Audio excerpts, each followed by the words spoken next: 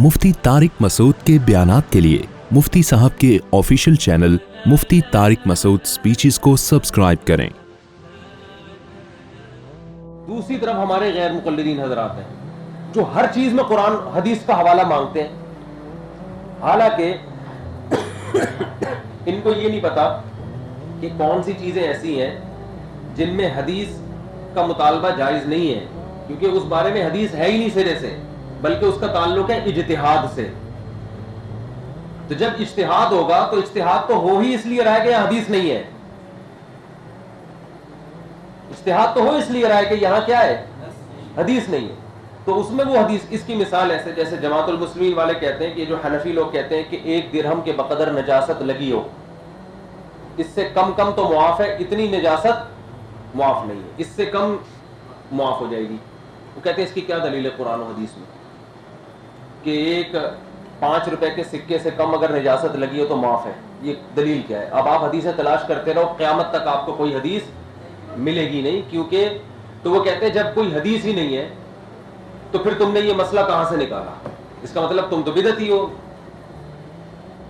तो मेरे ऐसे जमातुल मुस्लिमीन वाले से एक बहस हो रही थी इसी, तो उसने यही पेश कर दी कि इमाम हनीफा ने लिखा है कि यानी एक दिरहम से कम नजासत माफ है, तो तुम इमाम हनीफा की अंधी तकलीद कर रहे हो इस बारे में, और इसके कोई हदीस दिखाओ। तो मैंने कहा आप कोई कुरान की आयत बताएं, आपका मसलक क्या है? उसने कहा हमारे पास कुरान की आयत है, वो सियाबा का फतहिर, अपने कपड़ों को पाक रखो। तो उसमें तो दिरहम और कम दिरहम की कैद नहीं है ना, तो इसमें तो कोई कैद नहीं है कि इतनी पाक रखो, बिल्कुल पाक रखो बस। तो निजासत थोड़ी हो ज्यादा हो एक ही हुक्म है, मतलब उसका ये है। अब यहां पर गड़बड़ क्या होती है, हमारे यहाँ हदीसें तलाश करना शुरू कर देते हैं, जब नहीं मिलती तो फिर ज़ईफ़ हदीस को सही साबित करने की कोशिश।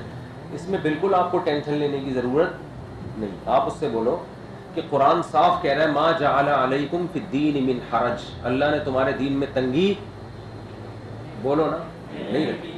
अगर निजासत की थोड़ी सी मिकदार भी माफ नहीं है तो शायद किसी के कपड़े भी दुनिया में पाक ना हो, फिर कुछ ना कुछ एक आध छींट गटर का, पेशाब का, ना चाहते हुए भी कुछ ना कुछ तो लगता ही है। ये मुशाहिदे पर मबनी एक हकीकत है, इसका कुरान और हदीस से ताल्लुक नहीं है।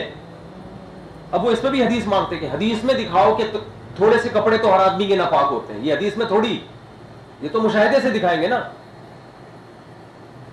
तो इससे पता चलता है कि कुछ ना कुछ मिकदार, बहरहाल क्या है, हर चीज में एक मोतद भी, शरीयत का उसूल भी, हर चीज में एक निसाब होता है।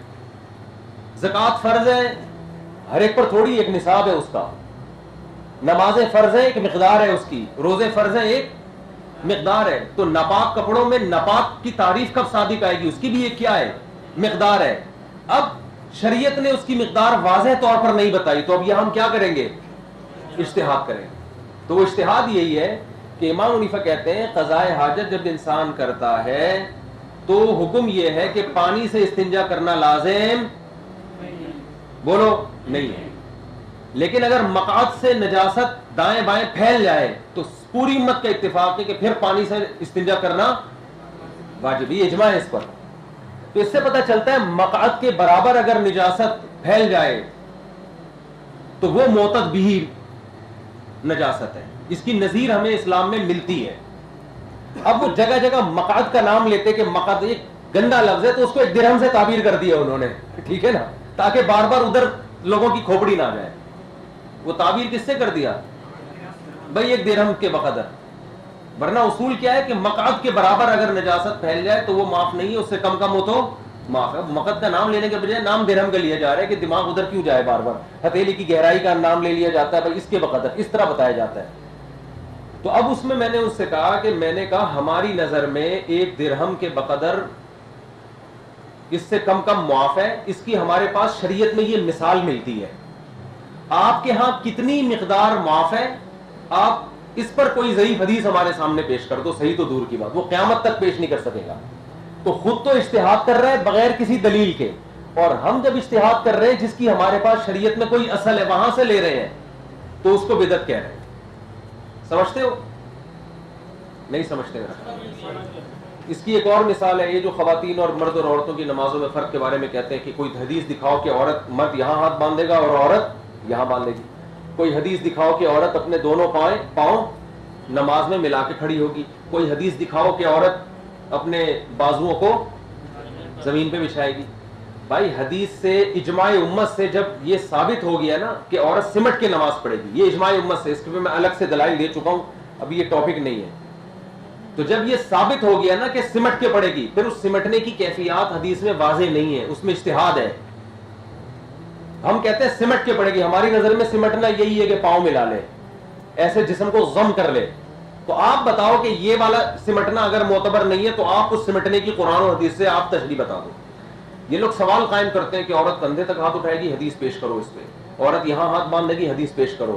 عورت پھر رکوع میں تھوڑا جھکے گی, زیادہ نہیں جھکے گی, حدیث پیش کرو. اور پھر ان کے لوگ بڑے متاثر ہوتے, دیکھو کسی مسئلے پر حنفیوں کے پاس, شوافی کے پاس کوئی حدیث نہیں. حدیث بھائی ایک ایک چیز پہ نہیں ہوگی, حدیث سمٹنے پر ہے. اب سمٹنے کی کیفیات ہماری نظر میں تو یہ ہے, آپ کی نظر میں کوئی صحیح کیفیات ہو تو آپ بتا دو, ہم اس پہ ایمان لے آئیں گے. نہ آپ وہ ہمیں کوئی دوسری بتا رہے ہو, نہ یہ والی کرنے دے رہے ہو, تو اس کا مطلب سمٹنے کے قائل نہیں ہو. اور سمٹنا اجماع امت سے ثابت ہے, پوری امت کا اجماع ہے کہ عورت سمٹ کے نماز پڑھے. سمجھتے ہو؟ چلو آگے.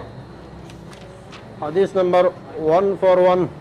یہ جب حدیث مانگا کرے نا کہ اہل حدیث حضرات جب حدیث مانگے نا کہ عورت کے سمٹ کے نماز پڑھنے پر کوئی حدیث پیش کرو, تو فوراً آپ ان سے بولا کریں عورت لبیک آہستہ کہے گی, اس پہ کوئی حدیث پیش کرو. عورت صفا مروہ میں دوڑے گی نہیں, چلے گی, اس پہ کوئی حدیث پیش کرو. عورت طواف کے پہلے 3 چکروں میں رمل نہیں کرے گی, اس پر کوئی حدیث پیش کرو. ان کے پاس قیامت تک کوئی حدیث بولو نہیں. پہنچتے ہو؟